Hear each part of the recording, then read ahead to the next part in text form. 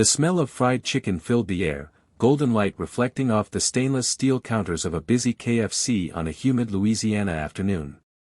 The place was buzzing with customers, tired parents ordering kids' meals, teenagers laughing over milkshakes, and delivery drivers rushing in and out. Behind the counter stood Marcus, a 19-year-old worker with tired eyes and grease-stained hands. He had been on his feet for 8 hours straight, but his mind wasn't on the aching in his back, it was on the envelope folded in his pocket. That envelope carried the weight of his life.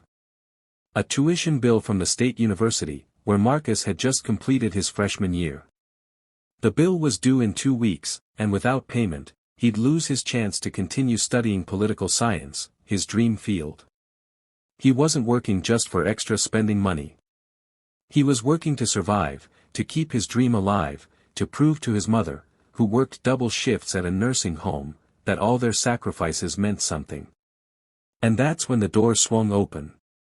Senator John Kennedy, recognizable in his blazer and trademark drawl, walked into the restaurant. The chatter in the room dipped slightly as people noticed him, some whispering, some nodding in respect. To many in Louisiana, he was a familiar face, a powerful man whose words carried weight across the country. He approached the counter casually, glancing at the menu as if he had all the time in the world.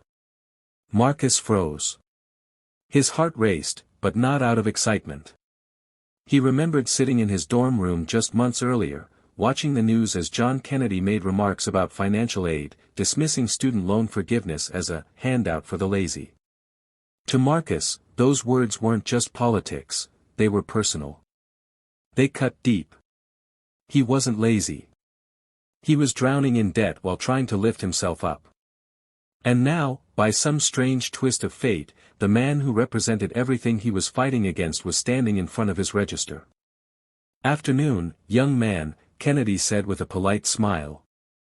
"I'll take a 3-piece combo, extra crispy."